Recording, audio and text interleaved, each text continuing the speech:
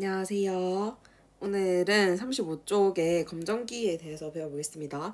우리가 지난 시간까지 마찰 전기, 그리고 정전기, 정전기, 유도 이렇게 세 가지에 대해서 두 가지에 대해서 배워봤고요. 이 정전기, 유도에 이어서 검전기라는 것을 배워보도록 하겠습니다. 검전기는 이렇게 이름만 봐도 알 수 있듯이 전기가 흐르는지 안 흐르는지를 검사하는 어떤 친구예요. 검사하는 기구, 검전기라고 합니다. 근데 이 검전기의 원리가 바로 좀 전에 봤던 정전기 유도 현상입니다. 따라서 정전기 유도를 이용해서 물체의 대전 여부를 알아보는 기구예요.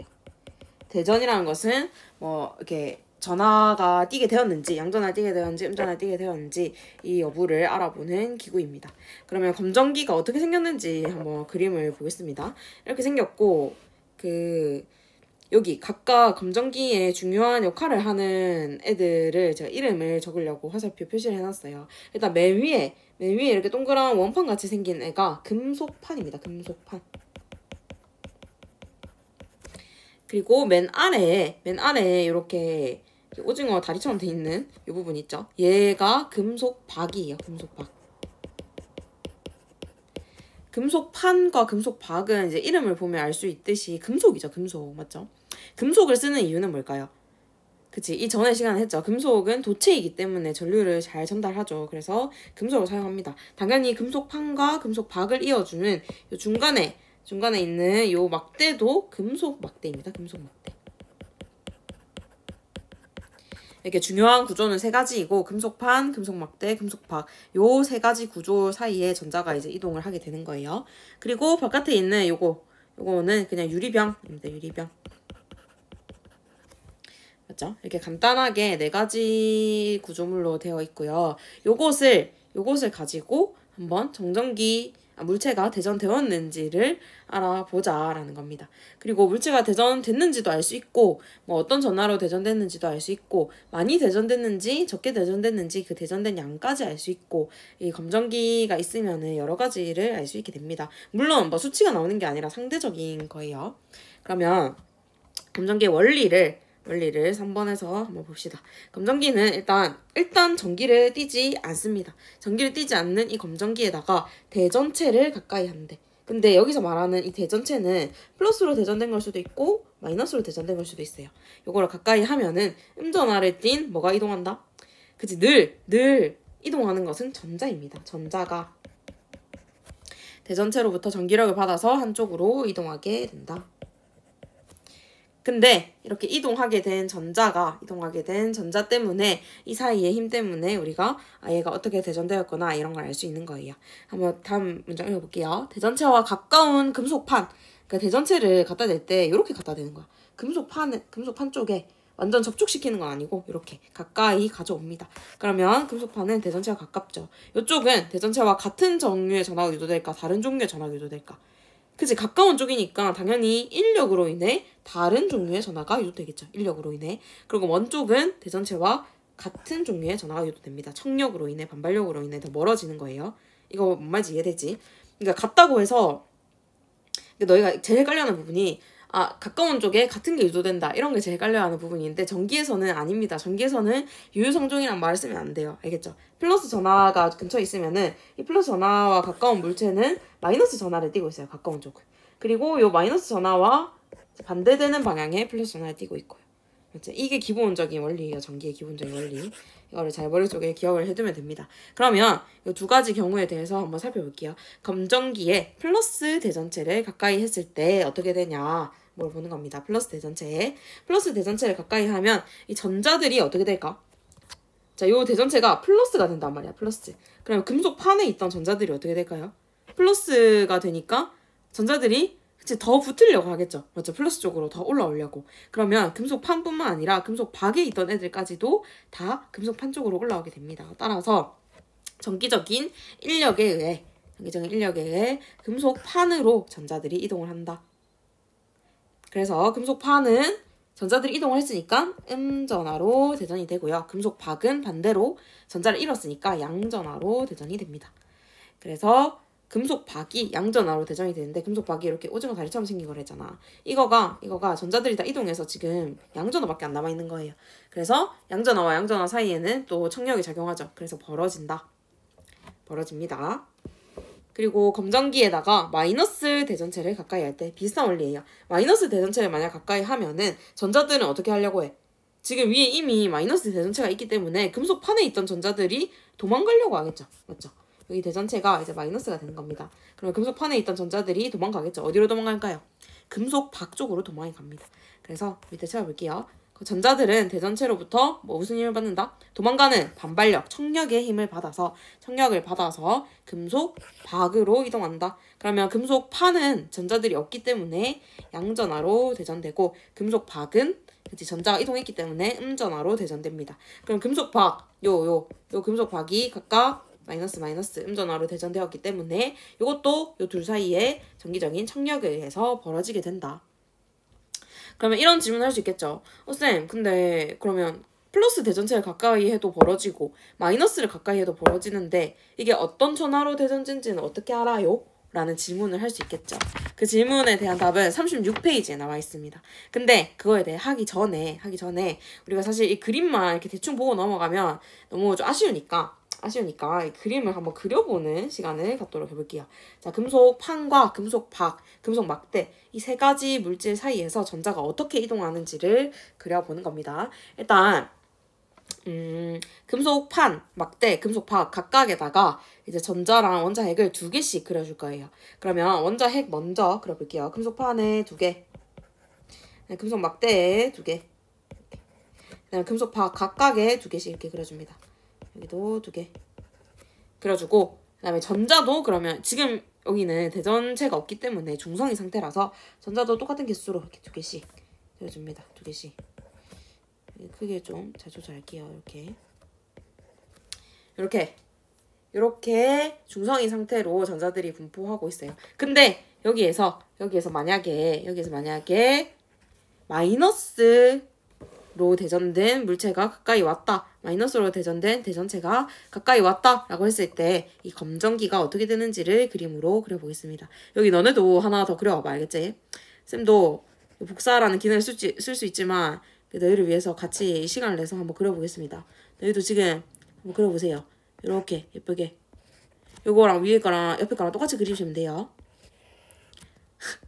나 진짜 종이에 그릴 땐 잘 그렸는데 이 아이패드 그리려니까 참 나쁘지 않죠? 자, 이렇게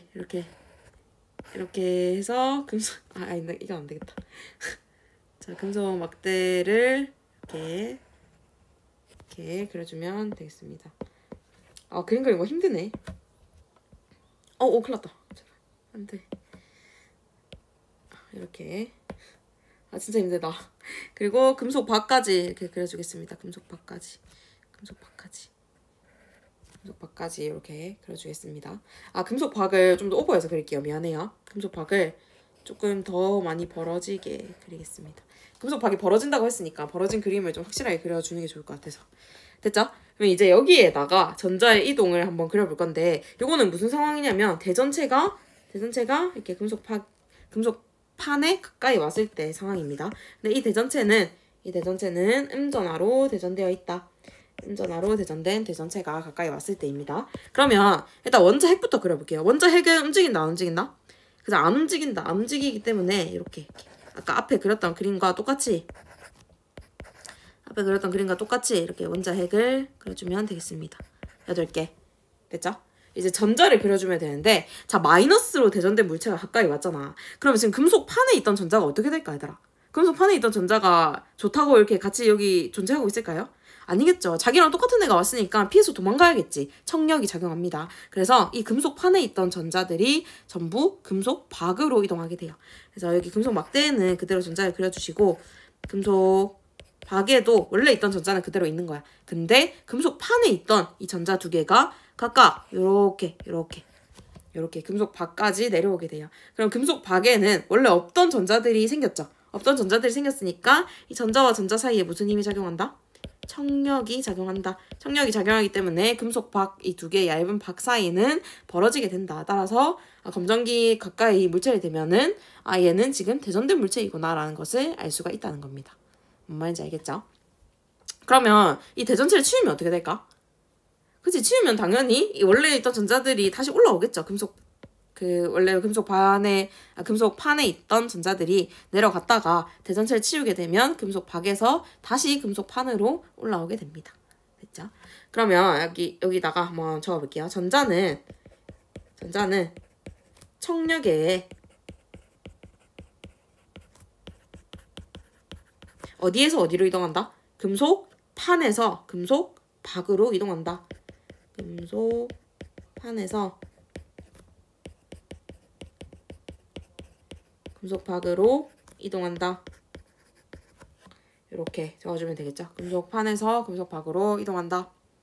여기서 여기로. 그래서 전자의 이동을 이제 화살표로 표시해보자면 이렇게 됩니다. 이렇게. 됐지요? 느낌이 조금 오죠? 나중에 시험 문제에 뭐 이런 검정기에서 일어나는 전자 이동에 대해서 그림을 그려보라 하면 이렇게 예쁘게 잘 그릴 수 있어야 합니다.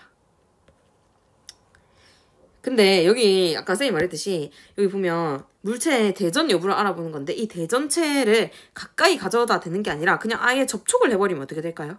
접촉을 해버리면 이 검정기 전체가 이 대전체랑 같은 전하로 대전이 됩니다. 검정기 전체가 전자를 얻어버려서 검정기 전체가 대전체와 같은 전하, 마이너스 전하로 대전이 된다. 만약에 플러스 전하면 전자를 똑같이 잃어서 플러스 전하로 대전되고. 맞지요?